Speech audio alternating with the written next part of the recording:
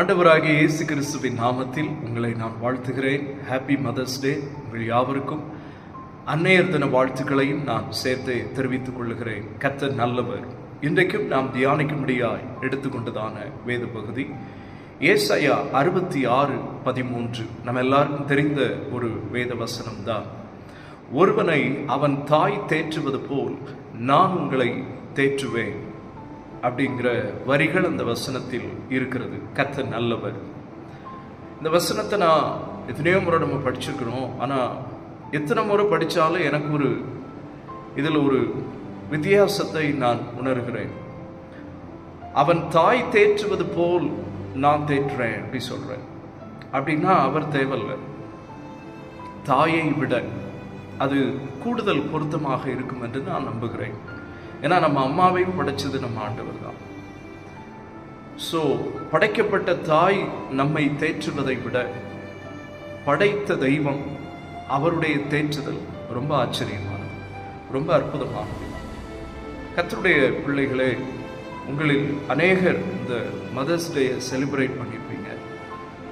சிலர் உங்களோடு இருக்கிற உங்களுடைய தாயை சேர்த்து கொண்டு ஒருவேளை தூரத்தில் இருந்தால் அவர்களுக்கு ஃபோன் பண்ணி அவங்கள விஷ் பண்ணி கிஃப்ட் அனுப்பி கிஃப்டை கொடுத்து அப்படி செலிப்ரேட் பண்ணியிருப்பீங்க. என்னை போன்ற சிலருக்கு பக்கத்தில் அவங்க இல்லை, ஆண்டவருடைய ராஜ்யத்தில் இருக்கிறாங்க. அவர்களுடைய நினைவுகளை மனசில் வச்சு நம்ம செலிப்ரேட் பண்ணியிருப்போம். எப்படி இருந்தாலும் நம்மை பெற்றெடுத்த நம்முடைய தாய், அவர்களுடைய வாழ்க்கை, அவர்களுடைய ஜெபம், அவர்கள் நமக்கு காட்டிய நல்வழிகள் இன்றைக்கும் நம்மை வாழ வைத்து கொண்டிருக்கிறது. அதற்காக கர்த்தரை துதிக்கிறேன். நம்ம எல்லாருக்கும் ஆண்டவர் கொடுத்த தாய்களுக்காக நான் கர்த்தரை துதிக்கிறேன். பைபிளில் 3 தாய்களை குறித்து நான் உங்களுக்கு சொல்ல விரும்புகிறேன். இந்த 3 குறிப்பையும் உங்களுடைய மனதில் எளிதாக நீங்கள் வைத்துக் கொள்ளலாம். முதலாவது காரியம் 1 சாமுவேல் 1ஆவது அதிகாரம் 27-28 அன்னாளை குறித்து சொல்லப்பட்டிருக்கிறது. சாமுவேலை தேவனுடைய கரத்திலிருந்து பெற்றுக்கொண்ட அன்னாள் சாமுவேலை கர்த்தருக்கென்று ஒப்பு கொடுத்ததாக அந்த வசனங்களில் வருகிறது. நான் அதை எப்படி புரிந்து கொள்கிறேன் என்றால், ஒப்பு கொடுத்தாள் என்று சொல்வதை விட விட்டு கொடுத்தாள் என்று நான் அதை பார்க்கிறேன். எல்லாரும் தேவன்ற ஒப்பு கொடுக்குறோம், நம்முடைய ஆவியை ஒப்பு கொடுக்குறோம், நம்முடைய சரீரத்தை ஒப்பு கொடுக்குறோம், நம்முடைய தாளந்துகளை ஒப்பு கொடுக்குறோம், கர்த்தர் நமக்கு தந்த வரங்களை அவருக்காக பயன்படுத்தி ஒப்பு கொடுக்குறோம். நிறைய ஒப்பு கொடுத்தல் இருக்கிறது. ஆனால் ஒரு பிள்ளை இல்லை என்று பல காலம் காத்திருந்து வருட போராட்டங்களுக்கு நடுவில் தேவனுடைய ஆலயத்தில் தன்னுடைய இருதயத்தை ஊற்றி பெற்றெடுத்த அந்த மகனை தன்னிடத்தில் இருப்பதை விட என் தேவனுக்காக தேவனிடத்தில் இருப்பதை பெரிதாக எண்ணி விட்டு கொடுத்தாள் என்பதை பொருத்தமாக இருக்கும் என்று நம்புகிறேன். ஆண்டவர் நல்லவர். விட்டு கொடுத்த ஒரு தாய் அன்னாள் தன்னுடைய பிள்ளையை விட்டு கொடுத்தாள். நானும் ஊழியத்துக்கு வரும்போது பயங்கர எதிர்ப்பு. ஆனாலும் என்னுடைய தாய் அப்புறம் புரிந்து கொண்டு அழைப்பை புரிய வைத்த போது விளங்கி கொண்டு என்னை விட்டு கொடுத்தார்கள், ஆண்டவருக்கென்று, ஊழியத்திற்கென்று. எனக்கு அன்பான சகோதரிகளை, இதை பார்த்து கொண்டிருக்கிற உங்களுடைய பிள்ளைகளை விட்டு கொடுங்க, ஆண்டவருக்காக ஒப்பு கொடுங்க. அது பெண் பிள்ளையோ ஆண் பிள்ளையோ தேவனுக்கென்று வரணும்னு அவங்க விரும்பினாங்கன்னா நீங்க அதற்கு தடையா இருக்காதீங்க, ஒருபோதும் தடையா இருக்காதீங்க. விட்டு கொடுத்து பாருங்க. ஆண்டவருக்கென்று கர்த்தருடைய வேலைக்கென்று விட்டு கொடுத்து பாருங்கள். உங்களுடைய குடும்பம் அழகு பெறும், உங்களுடைய குடும்பம் உயர்வு பெறும். எல்லாவற்றுக்கும் மேலாக தேவ சித்தத்தை நிறைவேற்றின ஒரு தாயாக அறியப்படுவீர்கள். 2வது மார்க் எழுதின சுவிசேஷம் 7ஆவது அதிகாரம் 25-26 அசுத்த ஆவி பிடித்த தன்னுடைய பிள்ளைக்காக, மகளுக்காக இயேசுவினிடத்தில் வேண்டுகிற ஒரு தாயை, விண்ணப்பிக்கிற ஒரு தாயை பார்க்க முடிகிறது. அன்பானவர்களே, ஒருவேளை நீங்கள் எல்லாருமே கண்டிப்பாக உண்மை உங்கள் பிள்ளைகளுக்காக நீங்கள் ஜெபிக்கிற தாயாகத்தான் இருப்பீர்கள், அதில் மாற்று கருத்து இல்லை. ஆனால் எப்படி ஜெபிக்கிறீர்கள் என்பது ரொம்ப முக்கியம். இந்த பிள்ளைக்காக இந்த தாய் ஜெபித்த காரியம் பாருங்க, அசுத்த ஆவி. ஒருவேளை உங்க பிள்ளைகளுக்குள்ள அசுத்த ஆவிங்கிற விஷயம் இல்லாமல் இருக்கலாம், அலக்களித்தல் இல்லாமல் இருக்கலாம், பெரிய பாதிப்பு இல்லாமல் இருக்கலாம். ஆனால் அசுத்தம் வருவதற்கு வாய்ப்பு இருக்கிறது.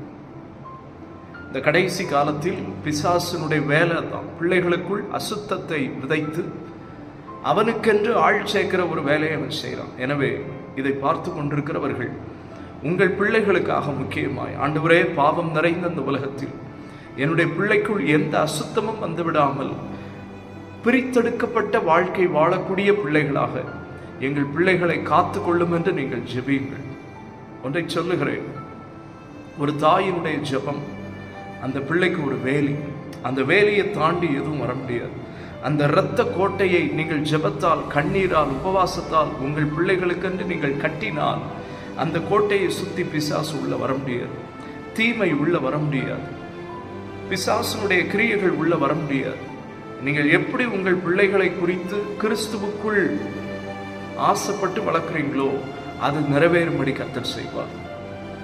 எனவே முதல்ல பார்த்து விட்டு கொடுக்கிற தாய், இரண்டாவது விண்ணப்பிக்கிற வேண்டுகிற ஒரு தாயை குறித்து பார்த்தோம். நீங்களும் அப்படி ஜெபியுங்கள். மூன்றாவது அப்போஸ்தலர் 16:1 சொல்லப்பட்டிருக்கிறது தீமோத்தேயுவின் தாயை பற்றி. எப்படி அங்கே அட்ரஸ் பண்ணப்படுகிறாள் என்றால், விசுவாசிக்கிற தாய். விசுவாசிக்கிறீங்களா? முதல்ல சொன்ன ரெண்டும் இந்த விசுவாசத்துல தான் முழுமையடையும். நீங்கள் உங்கள் பிள்ளைகளை விட்டு கொடுங்கள் ஆண்டவருடைய கைக்கு. நானே வளர்த்துருவேன்னு நினைக்காதீங்க, வளர்க்க முடியாது, தோத்து போவீங்க.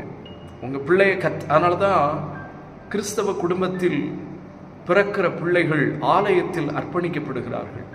குழந்தை பிரதிஷ்டை அப்படிங்கிற ஒரு காரியம் நடக்குது. நான் அப்படி பிரதிஷ்டை பண்ணப்பட்டேன்.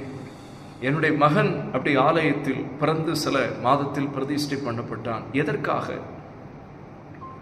இந்த பிரதிஷ்டைகள், இந்த ஜெபங்கள், இந்த ஒழுங்குகள், இந்த ஒழுக்கங்கள் நம்முடைய பிள்ளைகளை கர்த்தருக்குள் நிலைத்து நிற்க வைக்கும் அப்படின்னு விசுவாசிக்கிற தாயா நீங்க இருக்கணும்.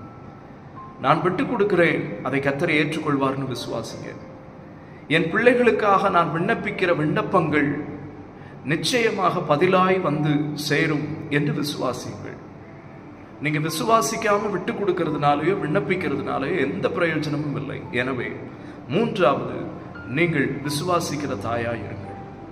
மற்றவர்களுக்கு இந்த செய்தியை அறிமுகப்படுத்துங்க. மற்ற மார்க்கத்தில் உள்ள தாய் அன்னையர்களுக்கு இந்த செய்தியை ஷேர் பண்ணுங்க. பிள்ளைக்காக அவங்க எப்படி இருக்கணும் அப்படிங்கிறத அவர்கள் புரிந்து கொள்வார்கள். எனக்கு அன்பான தாய்மார்களே, தேவ சமூகத்தில் விட்டு கொடுக்கிற, விண்ணப்பிக்கிற, விசுவாசிக்கிற தாயாக இருந்து கர்த்தரை மகிமைப்படுத்துங்கள். இதில் புருஷன்மாருக்கு பங்கு இருக்கிறது. மனைவியை மட்டும் விட்டு கொடுத்தாலோ, மனைவி மட்டும் விண்ணப்பிச்சாலோ, விசுவாசிச்சாலோ போதாது. புருஷன்மார் மனைவிமாருடைய பக்தி வைராக்கியத்தை புரிந்து கொண்டு, புருஷன்மார் மனைவியினுடைய கண்ணீரை புரிந்து கொண்டு, கர்த்தருக்குள் நம்முடைய மனைவி எவ்வளவு வேகமாய் இருக்கிறாள் என்பதை புரிந்து கொண்டு, ஒத்திசைந்து இணக்கமான ஆவியோடு இணைந்து வருகிற புருஷன்மாரா இருக்கணும். அதுதான் ஆவிக்குரிய குடும்பம். அதுதான் கர்த்தர் விரும்புகிற குடும்பம். அதுதான் கர்த்தர் ஏற்றுக்கொள்ளுகிற, அங்கீகரிக்கிற ஒரு குடும்பமா இருக்க முடியும். எனவே கடைசியா அதை சொல்றேன், உங்கள் பிள்ளைகள், உங்கள் புருஷன்மார் இதில் உங்களோடு இணைந்து, ஏன்னா பொதுவா மனைவிமார் தான் எப்போதும் பக்தியில வைராக்கியத்துல அதிகமா இருப்பாங்க.